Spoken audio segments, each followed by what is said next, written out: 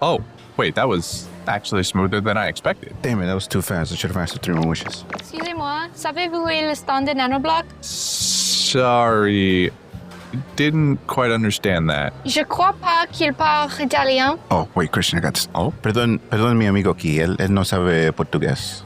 D'accord, tu comprends. Peux-tu m'aider? Il vend le merch de Kirby édition limitée. Je veux pas le manquer. Ese es el muñequito chiquito, ¿no? El verde que toma la té y pretende de no ser chismoso. All right, listen, I'm going to take my time here breaking the fourth wall, audience, and tell you what I think just went down. So essentially, there's an Italian person fighting a Portuguese person somewhere out here. And she really wanted to know if we were placing bets on it. I don't really remember how we ended up in a soup shop, though.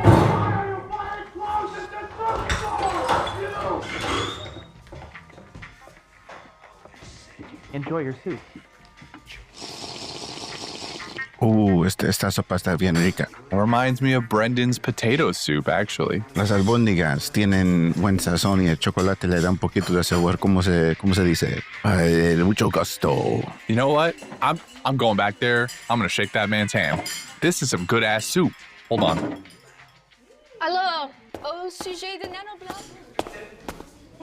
Excuse me, good sir. Wait, it is Brendan.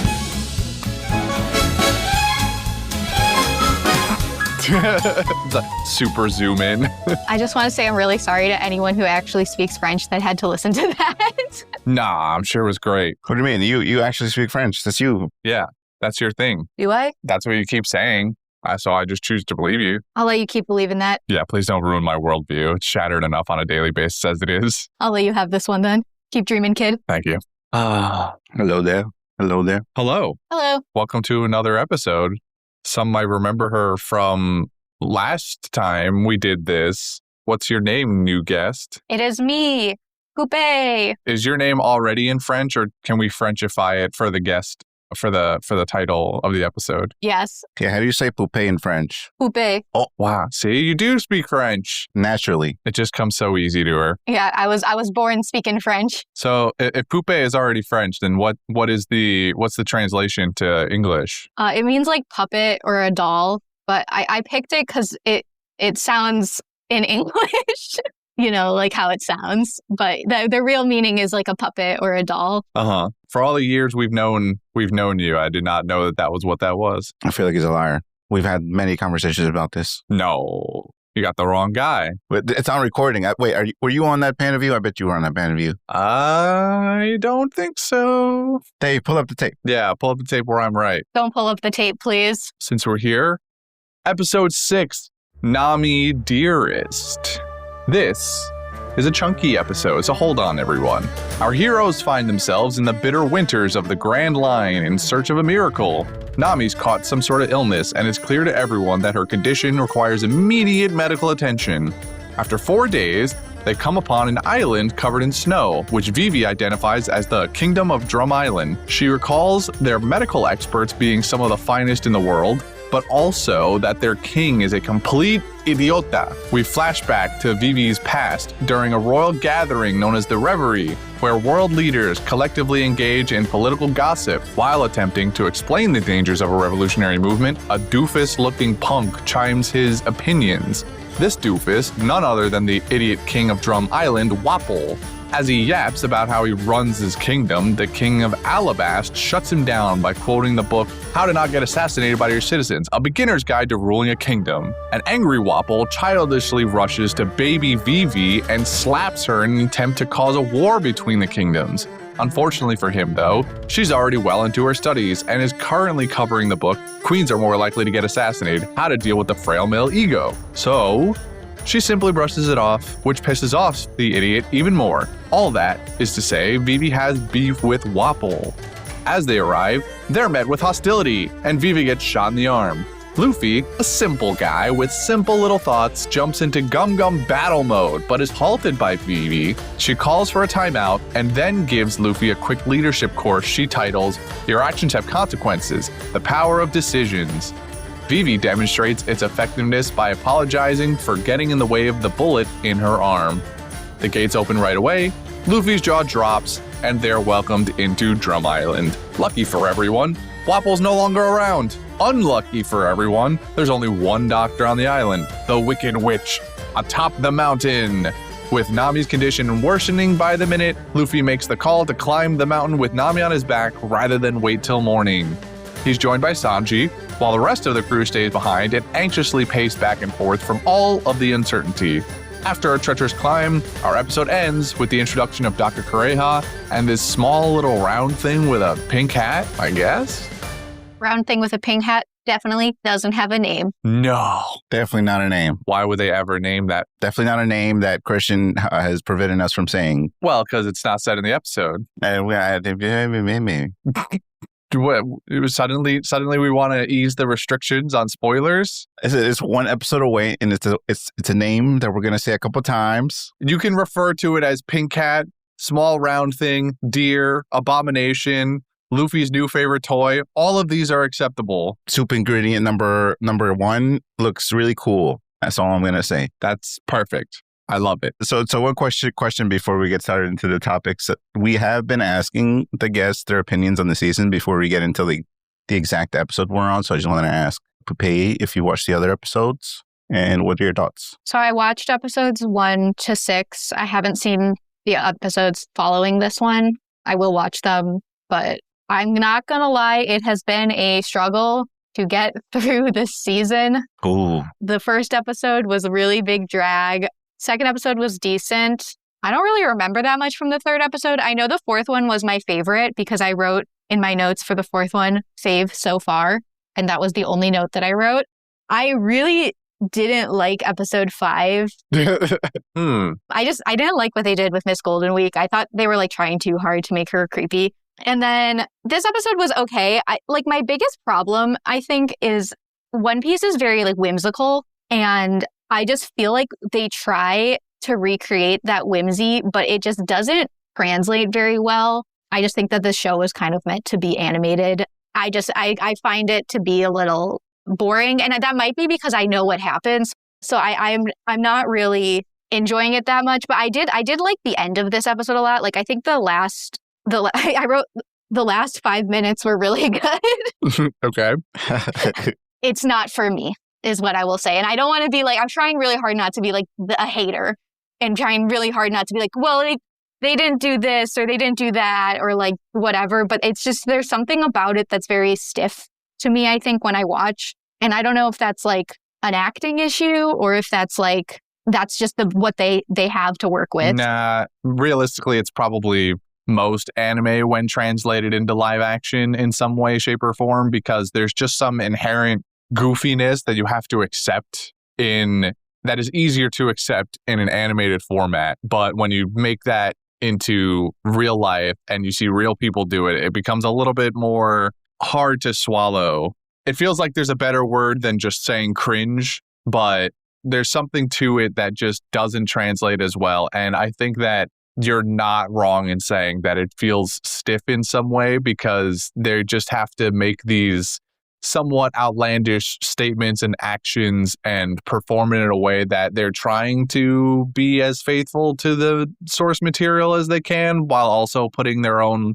And I don't think they've quite hit a stride with it yet. Yeah, and I will say, so last time I know, I went and I got the manga and I like read my chapters. I can't remember if I rewatched the anime too.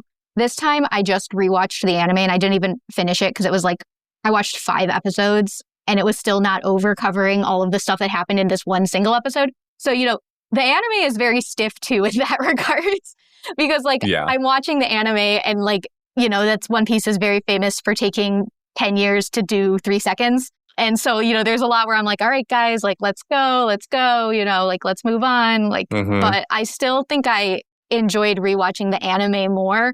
But I will say, I will give the live action this. The music, I think, is really good. Okay. I really enjoy the music in this show.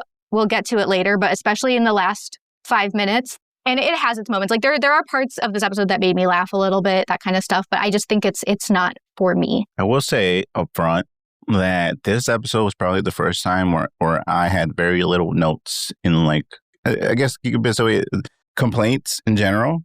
Every episode I go, man, this feels so weird. And then this one I was like, oh, wait, it's kind of flowing. Wait. Zoro shirtless. Wait. Right at the beginning, they got you immediately. Yeah, immediately. And then I was like, wait, but like what changed? Like, why does it feel so different? And then I had to look into it. Turns out they've been rotating directors just to get like different takes on certain stuff. And these last 3 episodes are done by one singular director. And it's apparently like the favorite of the bunch. I see. So I'm very much looking forward to the next 2 episodes. Oh, so this is the first of theirs. Yeah, this is the first time they had an episode. So I'm like, okay, all right. It seems like we're very much running into someone who is capable of handling like this type of format along with these characters. And they managed to like do something a bit more than like the other directors. So I'm thinking this might be like a show that needs a proper director to handle like this wacky zaniness, but also maintain like the things we love about the series. Yeah. So let's jump into it. I'm gonna, because it technically starts off with Zoro and Sanji and all them on the ship. Yeah. I personally think I'm really enjoying this dry humor of Zoro. I'm enjoying him just standing there. It's just so stupid. It's the absurdity of his seriousness, and then it's like he doesn't need to be serious in this moment. That's what makes it comedic. I don't know. I just find that funny. I wish he would have not put a shirt on, not for the sake of being able to see his abs the whole time, but just because it would have been funnier if he went, "No, I'm training," to Ussop instead of giving in. That's true. I agree with Christian. I think it would have been a little disrespectful of the village to like, yeah, our village just got attacked and all this, and in the corner you see Zoro shirtless. He's just standing there. Yeah. But he doesn't even have to be in the village. He could just be in the water outside. Like, yeah. But it was a nice little scene of all of them on the deck together talking about what to do with Nami and Vivi being like, "Hey guys, I know I want to get back to my home as soon as possible. However, I care about Nami. So let's," and like the underlying subtext of it was, we need Nami healthy because otherwise this boat goes nowhere anytime soon without the navigators. Yeah. Yeah. It took them 4 days to find an island. Yeah. So it's like, while I want to get home as quick as possible, her being healthy is actually the quickest way home, because otherwise we're just going to wander the seas until we die of scurvy. You get like an inner monologue of Vivi, and she's like, "God damn it, it could have been anyone else. Anybody else I would have fought." You'd be like, "No, take me home right away. Take me out of here." But it had to be the navigator. Honestly. Oh man, there was a lot this episode, like so much. Yeah. They dropped so much information. Yeah, it was surprising. Like things just kept happening that they were just doing this lore drop of stuff that we know for the future, but like sometimes with sprinkles of stuff that the characters knew at the time in the anime too, where I'm like, wow, okay, they really chose an episode to jam a lot of stuff into. I also want to note, because I only learned it recently, that Oda is technically like co-writing this. And we broached on it in the second recording where it was like, hey, this is his second chance at writing the story, but it literally is. Yeah. Like people have pretty much said, like he is actively rewriting the story in the live action version.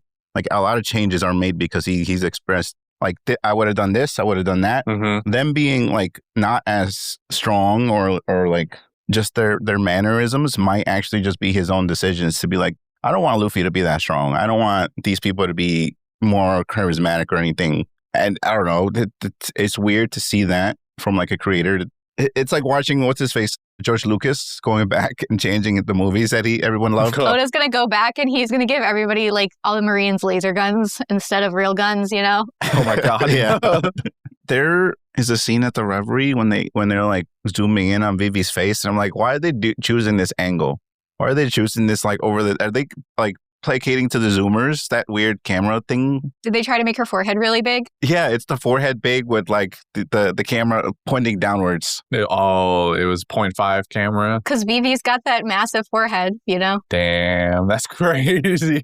A lot of the people that we see in the Reverie are people that we see much, much later. Mm-hmm. So it was kind of fun to see them do, like, something that this show does is it really like leans into the costuming of the show in a way that, like, yeah, it's live action, but I still like appreciate how they like commit to the costuming and stuff. And that is like something whimsical about it that I think they try their best to like make work. So I appreciated at the Reverie, like we got to see all of the like crazy nation leaders that Oda has like created that like you wouldn't actually like think that you would get to see. So I thought that was fun. Most notably, the guy with the head cactus, with the cactus hat. He has a name. I don't know his name. I just noticed the cactus hat. It's what you would think it would be, but King Cactus. I was scanning through for some of the other ones that I recognized from future events in the anime, and I was like, oh, I remember that one, and I remember that one. yeah. A lot of them are still unnamed, to me anyway. I don't recognize any of them. Some of them are obvious, like Cactus Head and Abraham Lincoln. Abraham Lincoln looking guy.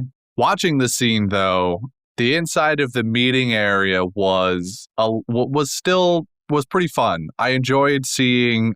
Okay, see now this is where I'm going to ask the question. Did they name Vivi's father? Do we know that? Do we know his name already? We do, right? They did say his name. They do, right? Okay. Yeah, I'm looking at it. So Nefertari Cobra especially, I think they do really well with the costume design. He looks exactly like I would imagine that a live action translation of him would be. So that's incredible. Also, little Vivi as well. Yes. Little Vivi looks like they took the actress who plays adult Vivi. I know. And they like de-aged her with like CGI or something. I was very impressed. It's so good. She looks exactly what I would think 10 years prior Vivi would look like. It's so awesome that they went above and beyond to find an actress that fit that bill so well. And then Wapol, even I was worried what Wapol's jaw was going to look like in live action, because obviously that's the most kind of out there thing about him right off the bat. Yeah. So I think as far as it went, they did a pretty good job. It's obviously a little wonky sometimes. There was a scene where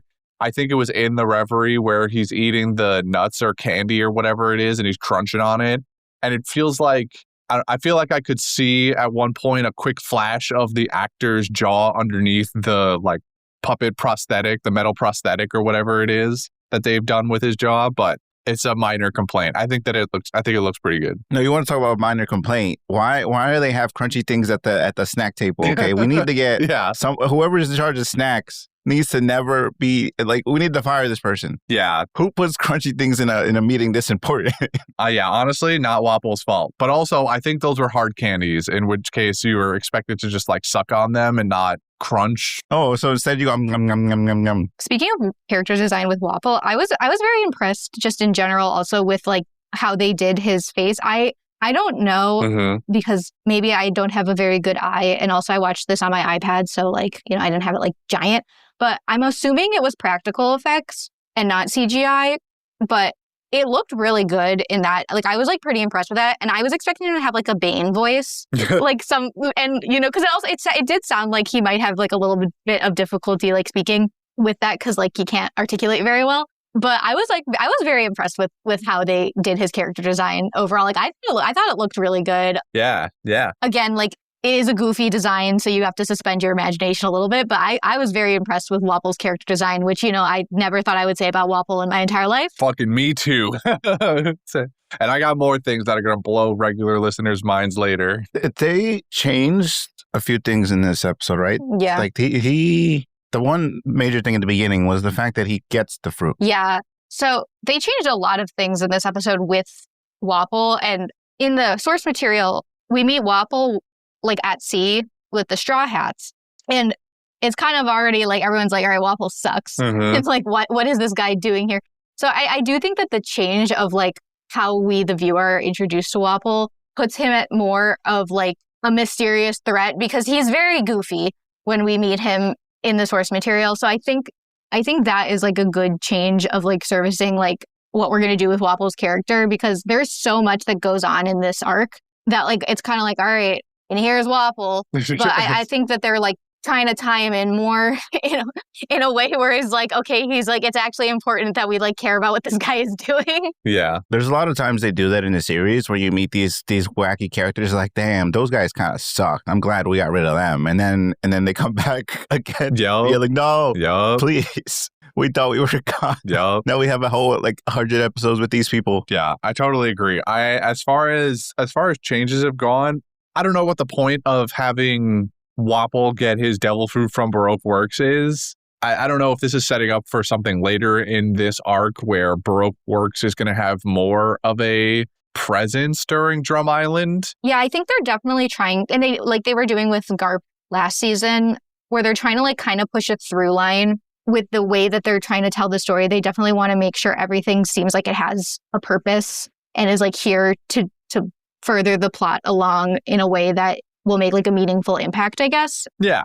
We're always told in the show, the anime, that Baroque Works has their hands in so many pockets. Yeah. But you never really see it until you get to Alabast, and the depth of what the organization looks like is told. So getting these extra scenes, even with Smoker and Tashigi running into this outpost that has, what was it, Thursday and 11, right? Miss Thursday and Mr. 11? In the anime, I was very surprised. I did not remember that. That was? Well, so not all of it, but because I watched it, there's a scene when they have Mr. 11 tied up. But this outpost is new, isn't it? Yeah, that was new, yeah. Okay. It's like referenced when they we see the aftermath of them picking up Mr. 11 or whatever. Yeah. But we don't see what actually happened. Yeah. That's too violent for One Piece in 1996. Right. Because he definitely... It was a different audience. Yeah. Oda had definitely thought of what happened there in the first place. Which, by the way, I like the outpost scene that we got. Talk about brutal, first of all. The way that Miss Thursday's killed, she got her neck snapped by a baseball that was hit back at her at 120 miles an hour. But also, maybe even more than that, is just the brutality that was inflicted upon the snail chat. Yeah. It's like the Denden Mushis home. Oh my God. I didn't want to look at them. They were so gross. They got murdered. Denden Mushis did nothing wrong. They really did. They're just there. Like, they wouldn't have to kill all of the living beings here. Damn, dude. I know I'm desensitized to humans being brutalized through media, but I was not walking into this episode expecting to see crunched and curb stomped Denden Mushis, and that was shocking. Yeah. They're doubling down more on the brutality and actually killing people, because nothing annoyed me more in the first season like them having Zoro kill somebody in the first episode and then never revisiting that idea again. I couldn't remember in season 1 if there was so much murder. There wasn't. I knew Zoro killed Mr. 5 or whatever, but this season, he's killing everybody. Yeah. He just kills everybody. Yeah, there's so much murder. The Whiskey Peak 100, yeah, all of them dead, basically. But not even just him. We got the scene of Miss All Sunday at the very beginning of this season. Yeah. There's this with Smoker now. I'm probably forgetting at least one other thing. Yeah, I live for Miss All Sunday committing murder. Yes. She kills. I don't want to hear anything against it. She kills. Okay. She always has, and I'm so glad we're doing it here. Yeah. Listen, I'm all for her killing. I'm just saying, let's just not forget it. Let's just not forget how much of a serial killer she is. That's fine. It's totally fine. Let's just not forget it. I agree. Let's not forget this. Let's make this a plot point later. No one can be forgiven for killing. Nope. Nobody. Not a single person. Not a single person. So we finally got Smoker hair to be fluffy. I've been requesting this for the last 8 episodes. And I think it finally works. I think that it might have been validated, in my opinion, that if we just gave him fluffy hair, he would look better. He did look decent. The look changed quite significantly when the hair is not full of gel. I did not notice a difference. Yeah. It was slightly, I don't know what he's specifically going on about. It was slightly more billowy, but I don't know if he's projecting his hopes and dreams, but. You saw the hair sway a little with the wind going, okay? It was not as perfect as in the first episode. Uh-huh. I just want to say that Tashigi was finally not annoying me. Yes. Oh my God, yes. So let's appreciate that, because she was driving me insane every time she was on screen. And this time I was like, you know what, Tashigi, you do you. I'm so happy she won that fight. What did we think about the devil fruit? The fact that we see it being opened and the gooey things. I was really fascinated by that. It was it reminded me of a mangosteen, I guess. I never really thought about what the inside of a devil fruit would look like. And then I was kind of oh, I wonder what they made it out of.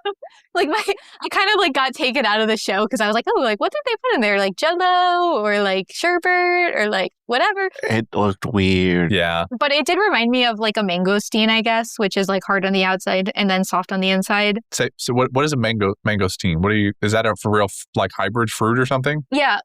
No, they're native to South Asia, I think. Let me make sure I'm saying this fruit correctly. Yeah, a mangosteen. I'm gonna send you guys a picture. They're so good. They taste like vanilla.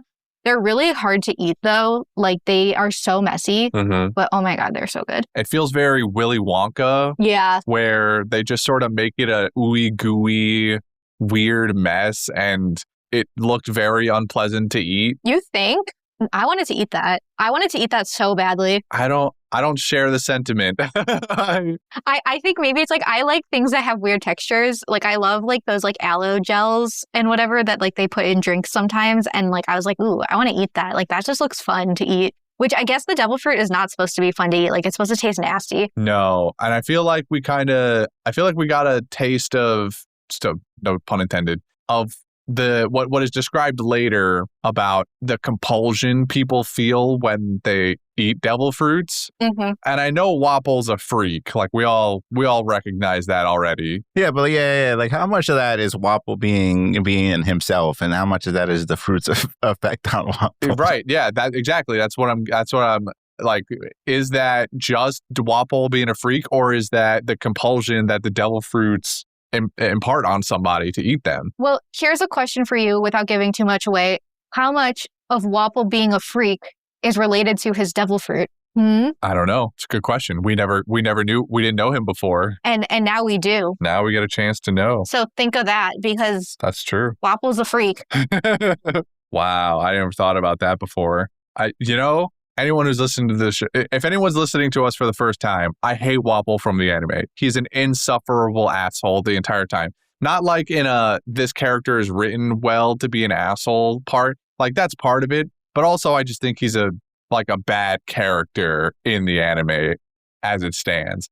And then I also hate him a little bit for the devil fruit power that he uses and the way he uses it. You'll see it probably in the next episode or two. I, so far, really like this adaptation of Wapol.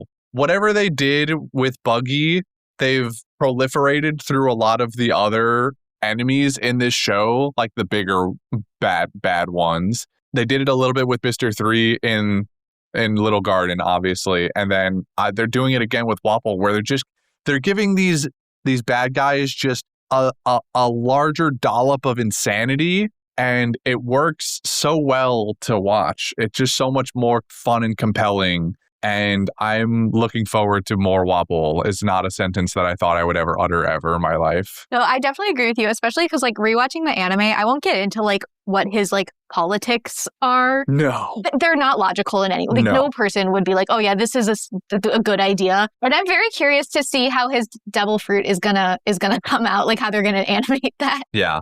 Me too. Here's the definition of royalty that perhaps maybe we shouldn't just give it to the child of the king. Yeah. I can't wait to see what kind of wacky things they do with his devil fruit. Yeah. I hope they shake it up from the anime a little bit. Do you think they're going to Spider-Man, the Sinister Six this, and then combine all the villains somewhere down the road? Dude, that would go so hard. Just imagine that's what Alabasta is going to be like. It's going to be like, oh, look, everybody comes together. That would be fun. Buggy was actually a part of Baroque's work the whole time. Fuck yeah. Well, okay, maybe not that one, but you don't know. You don't know. If we just have all of these wacky villains come together and just do a Sinister Six, like you said, that would be awesome. I think I need it. I need the bounce off of Wapol and Buggy interacting. Who's the crazy offs? The tournament of the century. they start like in the middle of it too, just trying to have a competition between both of them about who can do the weirdest batshit stuff. Yeah. I'm here for it. I'm so here for it.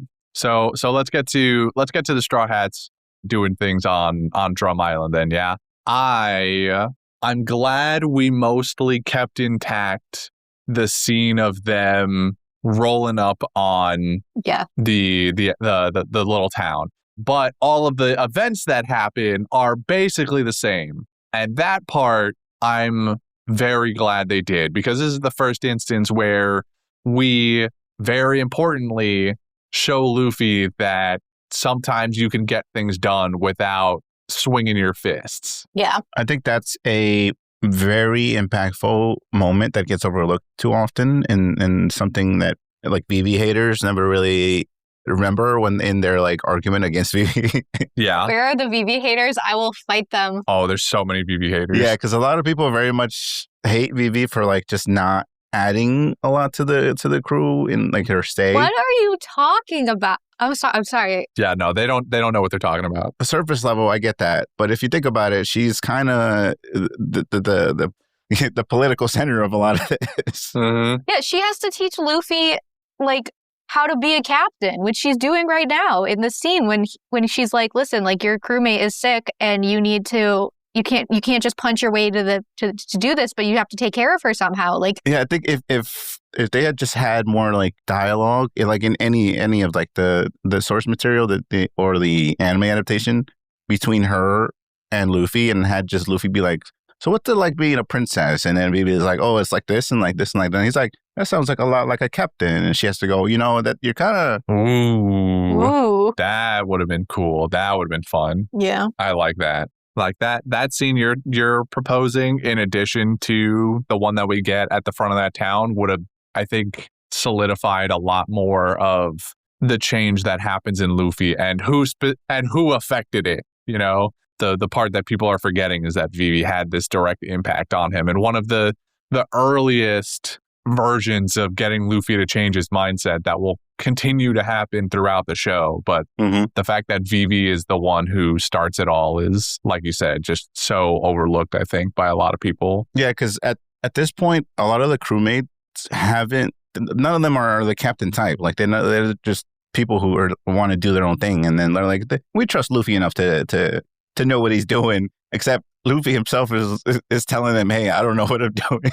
Yeah, I really need your guys' help to get me through these things. And so they needed someone like Vivi to come along and explain just a bit more of what is needed for leadership's sake. Can I talk about the climb? Sure. So to transition into that, I did not like the way that they did the climb at all in this. Like, I wasn't sure if I was like misremember. Like, I understand why they cut the Lapins out. Like, their CGI budget for CGI animals had to go to something else. But there's just so much that like happens during the climb up to the mountain that like kind of emphasizes like what Vivi's talking about. Like Luffy needs to be there to like help his crew, and we just don't see like.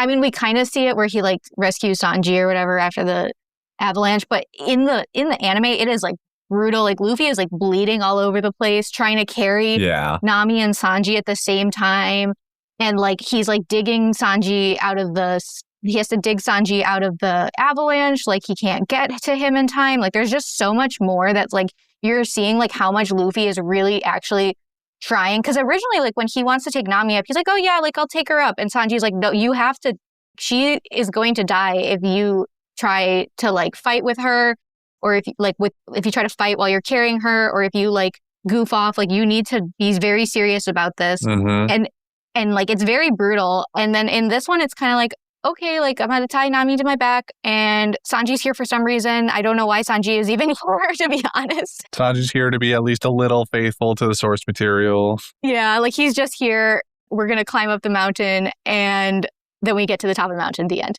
I don't know. It just was like a lot lacking. And I think it was part of it is like there's so much going on in this episode. Like it takes in the manga or in the anime at least like 4 episodes to climb up this mountain. And that's because there's a lot of other things that are happening. They cut this and I think that we need to see like Luffy have this realization like Nami is going to die if he does not take this seriously. And that's something that is very important for Luffy to learn, because he has to learn that he has to be a captain and he has to like take things seriously sometimes. And like we might see that later on, it's other things that happen that I don't know if they get to in this season. The end. You're right. We could have definitely had like a circular round table meeting where they were like, okay, so how are we going to get this done? And then they're like, blah, blah, blah, blah, blah, blah. And then Sanji's like, Luffy, I am not going to like protest against you climbing. And then, like you said, explain that you have to be careful. You can't really attack, so you need someone to defend you. And then him and Zoro sort of bicker about who like gets to go up. And that would explain like why Zoro's even more pissed off later on. Yeah. He's really just moody for no reason. Yeah, there was a lack of dialogue. Yeah, there was like no tension. Yes. In him climbing up the mountain. There was just no tension. Totally. Like I thought that this episode was going to be like them climbing up the mountain and it's like so treacherous and dangerous, and that was going to be like most of the focus of this episode. And it was like, okay, we we climbed for like 5 seconds and then avalanche happens and now we are at the top. Yeah. Or actually, no, now we get rescued and we are at the top. Yeah. I didn't expect them to do the murderous bunny rabbits thing because honestly, it's not necessary. Like on the list of things that can get cut from these sets of episodes, like that's very clearly at the top of the list. There's not a whole lot to, I'll miss hanging out with little bunny. No, you know what? You know what we should write about? I'm gonna cite up The hiking bear? Hiking bear. Yeah. We have to get a petition going. Yeah, bring back hiking bear. That's where I'm at. We could have had a little hiking bear bit right before we got to the what do you call it? The mountain. Question. Mm-hmm. In the episodes where he was introduced, how much was he smoking? Oh yeah, Sanji's never smoking. He smoked, I think, like 2 times this entire season. Okay, so I think this is actually a good change. I think this is kind of brilliant because it explains why he's always smoking. He's like, it's just pure stress. It's just all stress. Yeah, I smoke to calm the stress. Yeah, because this is the first episode where he started smoking. I was like, oh wait a minute, him smoking makes sense in this scene. He's so worried that he can't control himself. He needs something to take the edge off. Yeah. Sanji is so worried. He says in the beginning of the episode when Nami wakes up, he's like, it's been 4 days. I was here the entire time. And then he makes her the food and tries to get her to eat. And he's leading the conversation later about when he gets back up on deck about what they're going to do. And then when they're on Drum Island and they're in the little town, which, listen, does that town have a name? That town has a name, right? I just don't. Bighorn. It's called Bighorn. When they're in Bighorn, and again, Sanji's the one who's like, look, Luffy, that would have been the perfect moment, that scene, to do what you're talking about, where he has that whole explanation to Luffy about like, all right, we could do this, but you can't fuck around. You can't fight because it's going to jostle her. She's going to fall off. She's going to end up in the snow. She's going to get even more sick. It's going to get worse fast. That would have been a great time to have that whole thing happen, but I digress. He's initially very worried, but then the climb, we cut out all of the other parts where Sanji's involved with the lap-ins and so on, the avalanche, and we just do the climb, which is fine, whatever, I get it. But all of the stakes of the climb and the grittiness of it is just gone. Luffy falls 10 feet down that cliff, as opposed to in the show, the anime, where he goes like 100 feet. He goes like halfway back down that mountain. The scale of the mountain did not look nearly as bad in the anime, or in the live action as it does in the show. You can't see the top from the bottom in the anime. In this, it's a clear, sunny day, and there's next to no threat outside of just a couple of rocks falling on them. It's a blizzard out there. You can't see anything in the anime. And he's bleeding everywhere, and he's freezing cold, and just almost none of that same level of dread you have for, oh my God, are they actually going to make it up to the top of this? None of that is there in this. And they have the nerve to make Sanji cause the avalanche in this live action. They have the nerve, which I guess he also kind of caused the avalanche in the anime because he kicked the Lapin, the baby one, and then he pissed off all the other ones. But it was cooler in the anime. Yeah. Well, it's like, also though, and this is more just to do, like, they did not have time to do this, because like I did not remember this. But so in the anime, the doctor and the animal that she hangs out with, who I'm not allowed to name. The doctor is named. You can say her name. Yeah. So Kureha and the small round thing are like running around below the castle. They're like going around doing random shit. Yeah. And so the whole time you're like, oh my gosh, they're climbing up the mountain and they're not even going to get to what they need. And there's just like a lot more tension. And I think they really failed to like make this seem like they weren't gonna get to what they need. And like, even when I'm watching the anime, it's like, obviously I know Nami's gonna be fine because she's freaking in the intro all the time. Yeah. But I'm like, they're gonna solve it somehow. But in this, I'm like, well, they're just, there was just no tension at all. This episode could have literally just been like not 20 minutes, maybe that might have been too much, but like focusing on them trying to climb up the mountain. And it just, I'm sorry. And I'm really sorry that I'm being such a hater, but like, I just, And I think that they try and replace some of that tension on the climb by making the rest of the crew just a nervous wreck. like Vivi and Ussop and even Zoro is just a moody, like, I should have gone up there too. There's no way that the shitty cook can blah, blah, blah, blah, blah. And he's brooding and he's drinking a beer and Ussop snaps at him. And I think they tried to have that be the surrogate tension for what they cut out of the climb. And it just is not the same in any way, shape, or form. I will say, from like a practical stance, it would be almost impossible to make Iñaki carry, what's his name, Taz and Emily at the same time. Sure. So I understand like why they might not have gone for that. They should have maybe not done the teeth thing and instead of just had him use like an offhand Yeah. to do the Sanji catch. Originally, he's like, what? Because in the manga, they don't even make it to the base of the mountain first. Like before, like the avalanche happens while they're trying to get to the base of the mountain. Yeah. Sanji's out cold before the climb. Before that, and so Luffy is carrying him in like one arm, and then he's got Nami on his back, and you know, in real life, that's a fully grown man and a fully grown woman. He's a fully grown Luffy. And a 17-year-old. Yeah. But I will say, once they get to the top of that mountain, I was having a good time. Luffy, they're trying to cook us and eat us. Yeah. A beast dragged us into this castle. Mm-hmm. They gave Kureha's entrance was amazing. Yes, it was so good. I really, really liked that. They gave her a guitar riff, dude.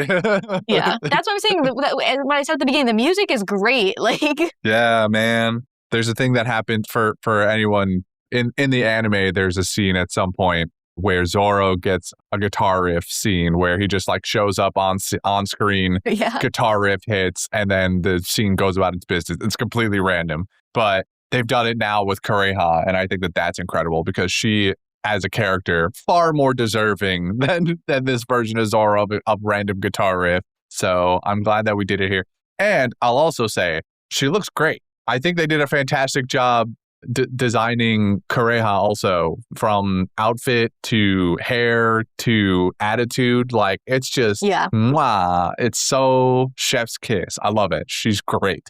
I don't know who this actress is. If I've seen her in many things at all, I don't know, but she is doing a fantastic job so far. Did I make up that she's actually like a very well-known person? She might be. I don't know. I need to look this up. Yeah, it's Katie Seagal. Oh, it's Katie Seagal. Okay. I was like, she's a well-known person. Yeah, I've heard the name Katie Seagal plenty of times, but I definitely did not have a great idea of what she looked like. So she was in Shameless for a while too, but she's incredible. Yeah, is all I'm saying. Yeah, she was. That's why I was saying the last 5 minutes were really good. Yeah, absolutely steals it. I feel bad though for Jamie Lee Curtis that she got snubbed. I'm so over this. Like, oh my god. Oh, in that scene. Sorry, I'm gonna talk about something that's like a minor gripe that I have, and in that scene where they all start waking up, Nami has her little interaction with Kureha, then Sanji and Luffy wake up. Sanji and Luffy are also shirtless in this. I know. Which in and of itself, fine, whatever. They wanna put some fan service in there for the ladies, whatever. I'm totally on board. However, something about either the lighting or maybe makeup that they applied to their bodies, their muscles look fake. Sanji's abs look drawn on, and Luffy's are too shiny. I don't know.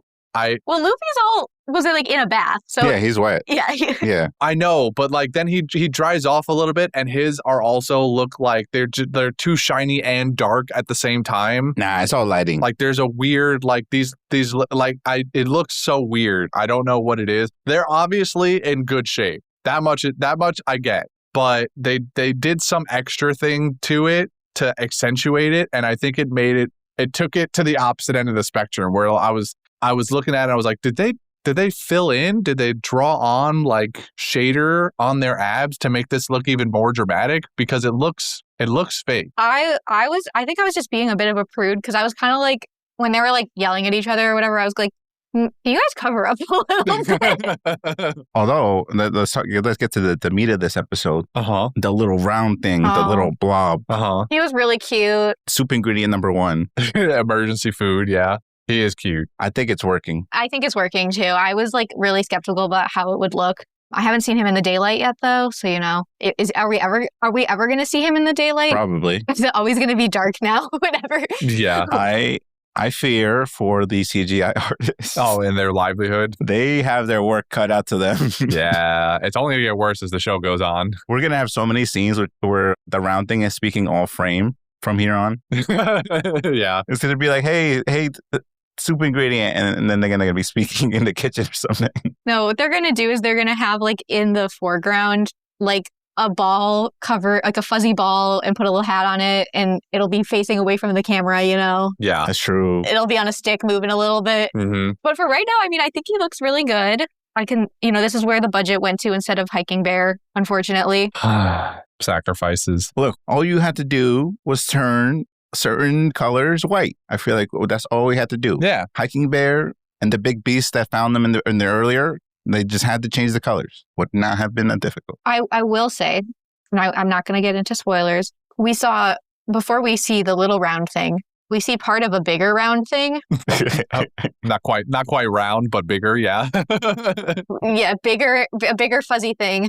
I don't know what it could be, but I did not like how that looked at all. Oh no. Oh really? But it was just like a little glimpse. I feel like we didn't see enough to really get like a good picture of it. Kind of taste of it. You know what that looks like in the anime. Can you imagine what that would look like in real life and how horrifying that will be? Oh, absolutely. Yeah. Terrifying. I'm afraid for the next episode. I'm wondering what the face area is going to look like. Yeah. I think that's about all I got for this episode. Yeah, me too. Got any niche little things, Jordy? No, not at the moment. Mm-hmm. I am enjoying the changes through some of them, at least. I think this is at this point, I'm not watching it for them to like blow me away in something new. And now it's just a matter of like, I'm just going to vibe. I'm just going to let them do what they're doing and try not to think about it too hard. Yeah, I wish I could, like, I don't mean to be such like a negative Nelly about everything, but like, I think it's just like a lot of it just feels like they're just trying to hit certain beats. Yeah. And that's like what's kind of taking me out of like letting it enjoy its own thing. So I guess maybe like the last 5 minutes, it's like, it's very, well, actually, is it very different? I don't remember. Not really. Well, no, it's not. I got to that part in the anime. Yeah, I got to that part in the anime. I lied. But I don't know. Something about the last 5 minutes I enjoyed. But I don't think it's being negative. I think you very much have like a version of it you really love, and it's just sad that this one's not meeting that version. Yeah. And I wonder how I would feel if I had never watched the anime first. And I think this season, I haven't looked into how people are receiving this season, but I fear that this season is going to get slammed because everyone who hadn't watched the anime when season 1 came out watched season 1 and then switched over to the anime. And now they have... They're just never going to win. They're never going to win. Because season 1 was very well received, I think, because like a lot of people had never watched the anime because they're like, this is 1,000 episodes. I don't want to watch this, but I can watch it in 8. And then they were like, whoa, this is so good. And they're like, well, I don't want to wait a year and a half, 2 years for the next season to come out. I'm going to watch the anime now. And so I'm wondering what that will have done, or if there are people who are just solely live action watchers at this point. We call those people anti-cartoon heads. They exist. They're out there. I know they just don't have joy in their hearts. Yeah, it's true. I mean, anything cartoon related, they're like, that's for children. That's for kids. That's why they kill people in the live action. Yeah. Because that's not for kids. No, that's for adults. Maybe they just got to make it into a musical. That's what I've been saying. Maybe not the musical part. As a fan of musicals, One Piece the musical, I propose it to you. If this does well enough, there is guaranteed a musical in the works. Yeah, there's already a Death Note musical, okay? Anything can be a musical. Can we put One Piece on ice, too? I think there is a One Piece. No, One Piece on Ice already exists. Oh, shit. Yeah. Well, on that note, then... Oh, no, go on. Oh, I will say, I am really looking forward to the next 2 episodes if this is panning out, because this arc is like one of the first times I ever really got emotional watching One Piece, I think. Mm-hmm. Same. Not for the parts that most people... It was the end of the arc that like really got me super emotional. So I'm really hoping that I can like relive that, because it was just like such a happy moment that like I cried. So yeah, I hope I can get back to that, because I just remember how happy I was at the end of this arc and how much I was crying because I was so happy. And that's what I want. That's all I wanted in this arc. Yeah. There's a couple moments coming up that I'm excited to see and also worried to see. is all I'll say right now because of the fact that there's only 2 episodes left. So the amount of stuff that they still have to cover with this is, in my opinion, fairly substantial. And I'm not sure how they're going to fit it all into 2 hours and make it good. I, on the other hand, felt emotional at Gin back in the Baratier. And when Sanji fed him that bowl of rice, I felt something. That hit my soul. Gin's grateful to being fed. Mm-hmm. Yeah. What a sad. I mean, that is true. Like, this is one of the arcs where a lot of people get to, and they're like, shit, they got me. I got.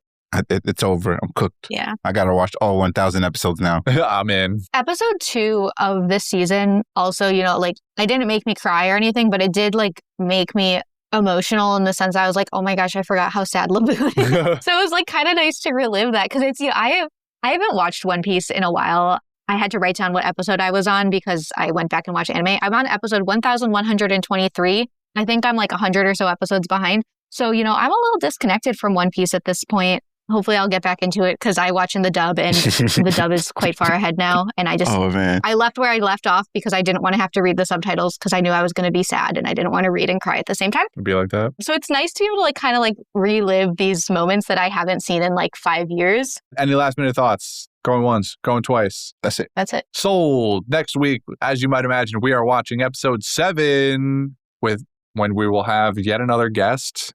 Who are they going to be? I don't know. Do you know? I know. I don't know. You said, wait, what? You just said you don't know, and then you said I know. I lied. Make up your mind, man. I'm an unreliable narrator. All right, so we're watching episode 8, and then 9, and then 12. Mm-hmm. We have advanced copies of season 3. They haven't even made it yet, but somehow you guys got it. That's right. Personally delivered by Oda himself. Yep. So with that being said, does anyone have any quotes? I do. This line made me laugh out loud. It was just when they're talking and Kureha is like, I'm 139 years old. And Luffy goes, wow, you're really old. And like she said, I'm not a witch. I'm not old either. I'll have you know, I am not a day over 139. Seriously? Wow, you're really old. You're really old. That just got to me. Like, I was like, this is true. And the piercing look she gives him after that too. Yeah. So good. It's crazy. Jordy, anything? There's a couple moments I really enjoyed. One of them is when Vivi is like, you know, this country used to be something, and now it's nothing. And I've been away from my kingdom for a minute. What does my kingdom look like right now? Oh, Jesus Christ. Yeah. This kingdom used to be prosperous. They were on the cutting edge of medicine, and now they have nothing. All because of their king. Vivi. And Alabaster, I have been away from home for so long. How do I know that things haven't gotten worse? That's a legitimate worry that I don't remember if that sentiment is echoed in the anime. I don't believe so. Yeah, that's deep. That's a good change. A little bit beforehand, when Zoro was like, he's being all moody and stuff, and Ussop is ironically like, hey, stop being so negative. You ruined the vibe, man. Go do something with your hands. You see me? I'm working here. You see? Mm-hmm. See this? These called hands that work. Yep. You wouldn't know what these hands look like. I'm walking here. It's just so ironic. Usopp's like, you see these hands? These are man hands. You wouldn't understand. I should have gone instead of the cook, shouldn't I? Sanji, we'll be fine. Are you even listening? I should go up there right now. Zoro, do something else. Like I'm doing something. Stop asking questions and hovering over me. And do something, because this is not helping. You don't get it. Go swing your sword, buddy. Yeah, that's good. It's just fun. That's good. Was that it? Was that your last one? And then Luffy coming in to the scene. He's like, guys, a beast tractor's in here, and then this lady's going to eat us. She put me in soup. She's going to eat me. Yeah. And then Nami immediately retorts like, no, she's not a witch, I think. And then looks up.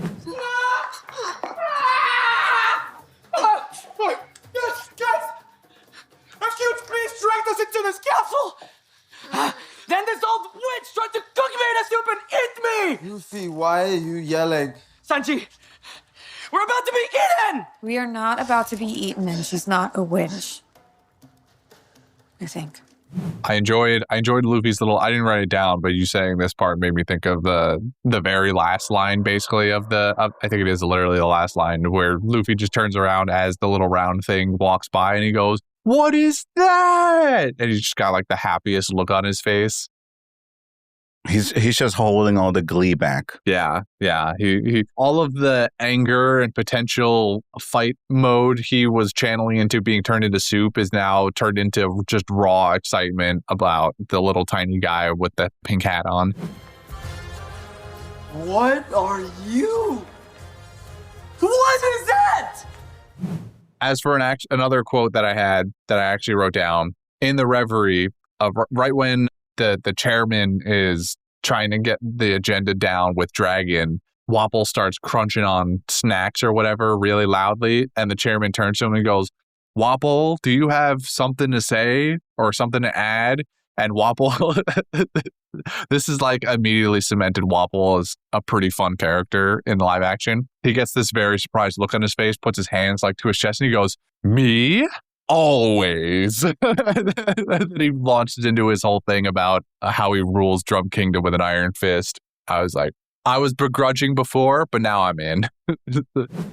I believe there is no greater threat to the world government, to our prosperity, to our stability than this man. We must not ignore the danger. The danger that he... Something else to add, King Wapol?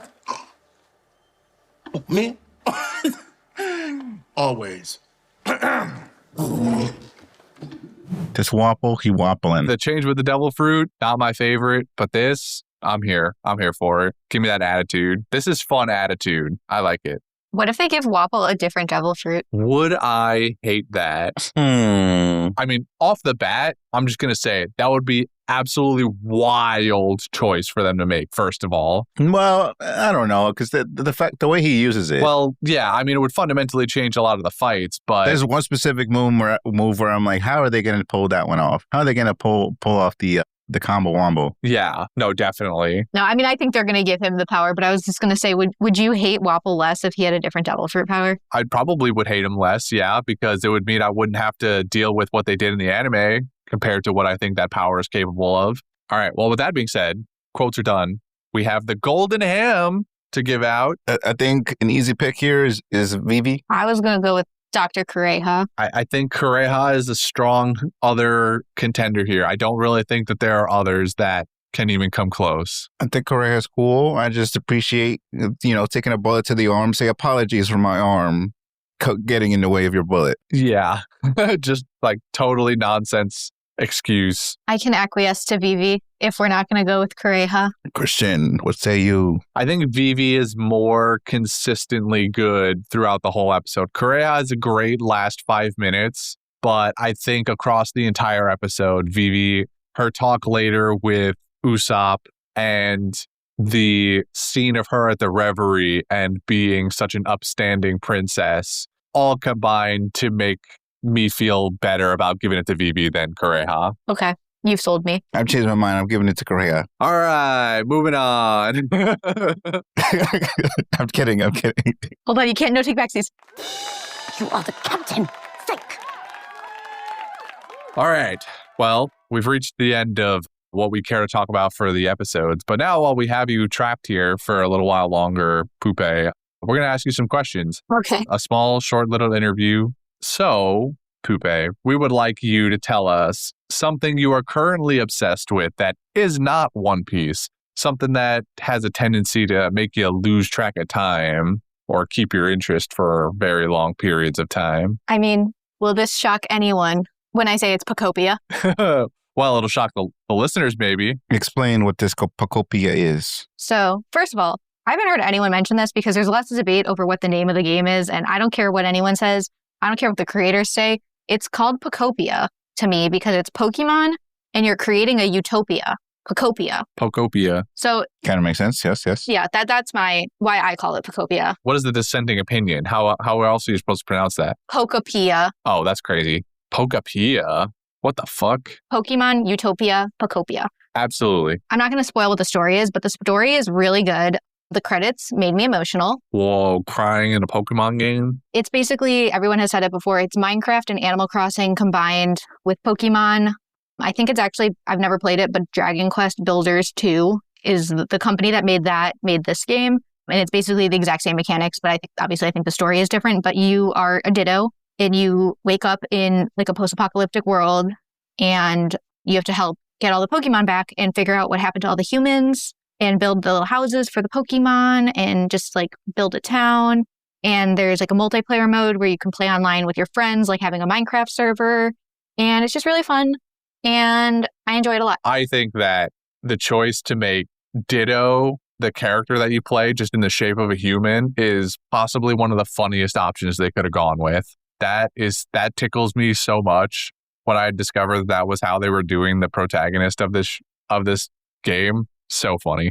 just a Ditto walking around in the shape of a human. So good. And hearing the Pokemon talk is incredible too. I haven't felt like that since Pokemon Mystery Dungeon dropped. I know. Listen, when I walked into my Poke Center and Blastoise was there and he was from Texas, my whole life changed. Yeehaw. Literally, my whole life changed. I was like, I didn't know I needed this. I didn't know I needed this, but I'm so happy I'm here. It does make me wish, because I usually play Pokemon games in French, but when they're like not mainline games, I play them in English because I get like a little too confused about the mechanics. But I really wish I was playing it in French because I want to know what they like are saying in French because I'm curious like what they do with that. Oh, that just means it's ripe for a second playthrough. No, because then I have to delete my entire save file and I don't want to do that. Why haven't the Pokemon games figured out multiple save files yet? Because they hate me personally. Why don't they do? Why isn't this technology that they've implemented? Didn't they do it in the ancient ones, like the old Pokemon games? No, this has never been a thing for them. I feel like maybe the old games. Sorry, my dog just came up to me. She's like, "What are you doing?" Here's me talking about Pokopia, and she's like, "Shut up." I think in the old games you might have been able to have more than one save, but I don't remember. It's like confusing because you like boot it up and it makes you think you can have more than one save, but really it's just like, do you want to delete this save forever and start a new one? Delete your whole save and play it in French. I don't know what to tell you. I know. All right, Poupée, I need you to tell me next. If you were given a magic button that would permanently delete any one food item from existence, thereby ruining it for everybody else, mostly because you just didn't like it, what food are you erasing? So can I erase like a form of the food, or would it like erase the source of the food too? Tell me what it is and I'll make a judgment then. So I would like to delete ketchup, but I will keep tomatoes. Oh, yeah, I think that's fine. Okay. Ketchup is gone forever. Get that out of my sight. Disgusting. Wow. No. Ketchup. Tomatoes, fine. Tomatoes, totally fine. Yeah, get ketchup away from me. Get it out of here. What's your beef with ketchup? It's stinky. Stinky. It makes a weird noise when you squeeze the bottle, and it doesn't taste good. Wait, sticky or stinky? Like it's Stinky. It smells weird. I don't like the smell, I don't like the taste, and I don't like the sound it makes when you squeeze it from a bottle. Look at the jar version. It doesn't solve the smell and the taste problem. Yeah, get the glass jar one. Wow, interesting. I don't think I've heard anybody ever talk about the smell of ketchup. Yeah, The taste I not kind of liking get. the smell. But Does the it smell. just taste too sweet? I haven't had ketchup in since I was a little kid, but I just really don't like the concept of it. Maybe it's time to revisit ketchup. No. Yeah, the taste buds change over Yeah, time. your taste buds change No. every 7 years or whatever. No, I refuse. Yes, I'm not a yes. child. I don't need ketchup. What? Ketchup is for all ages. What do you How dare mean? you? Yeah, I don't need ketchup. Ketchup is timeless. Ketchup is timeless. Ketchup's gonna be the only thing I'm capable of eating when I'm 90 years old. What do you think? What do you think cave people use to season their food? Anything that's not ketchup. Barbecue sauce, garlic mayo, They had that Pesto. too. They had those two. mustard. I love mustard. Let me tell you, mustard is Oh amazing, my God, okay? I could not be more opposite. We got a mustard fiend. Freaking give me a horseradish and I'm a happy person, okay? I like a honey mustard, but spicy yellow Oh, it's so garbage. good. Disgusting. Yeah. But yeah, so I'm going to delete ketchup forever. Well, it was nice knowing you, ketchup. I buy pizza sauce. Goodbye. Well, I mean, that's marinara. That's different from ketchup. What? I put ketchup on my pizza. All right. Well, you're just a different animal altogether. Then I'm not talking to you anymore. It's good. It It's ain't good. good. Yeah, there's no way it's good. All right. Last one. Hopefully, you're somewhat familiar with TCGs and other card games. if you were a playing card, a la Yu-Gi-Oh, Magic the Gathering, Pokemon card game, etc., what rarity would you be? What kind of effect would you have? And what would the image be on the front of the card? So I'm like marginally familiar with TCGs. Like, I collected Pokemon cards and Yu-Gi-Oh cards when I was a kid. Yeah. I played Magic the Gathering like 2 times. Perfect. And I got overwhelmed. I would be like a grass type, I guess, because I like to play as those because they usually have the cutest pictures because they're usually animals. My effect, oh God, I don't know. My image would definitely be like, okay, I might just be stealing a Magic the Gathering card because my friend sends me like all the cute ones that he finds.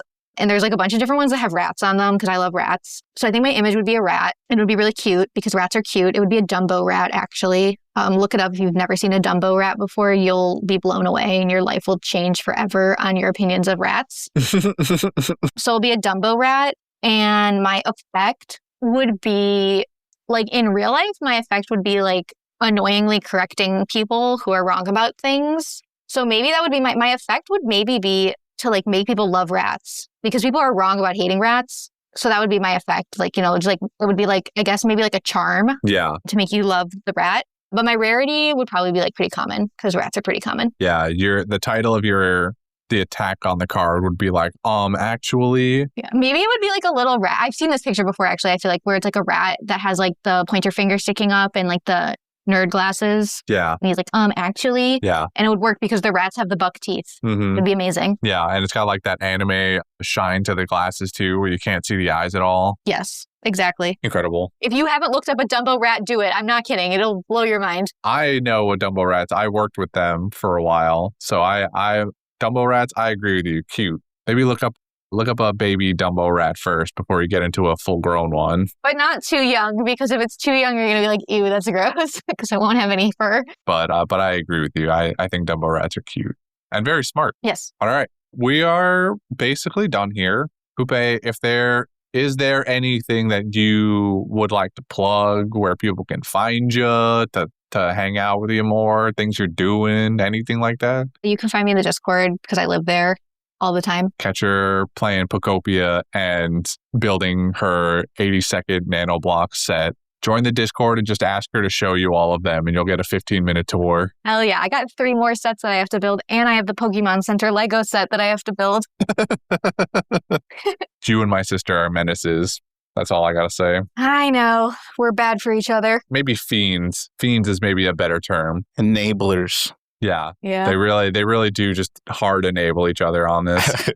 Every time I go over there now, there's a new nano block she has either built or it's like sitting in her basket in the queue waiting to be built next. And they're just really freaking cheap, okay? Not when you buy 90 of them. I know. I added up how much money I've spent on like nano blocks and Lego and it was like really not cute. Yeah. Well, especially Lego. If your Lego is... Yeah, that's going to blow your pockets out for sure. Yeah. All right. Well, thank you for joining us once again, Poupée. It was delightful having you here. Thank you so much for having me. I really enjoyed it. Of course. Anytime. We'll see you probably next season for season 3. There'll be something, I'm sure, for you to come on for with. So if Sanji's there, I'm there, okay? And season 3 will not be the season he dies. No. If they change certain things and they listen to me, he won't be there for very long. No, there's no way. There's no way they get there. Well, yeah, there's no point in watching anymore if Sanji dies. I don't know about that. Some would say the show gets better from a certain Sanji getting the big oof. I'm going to activate my rat card and actually you to change your opinion because you're wrong.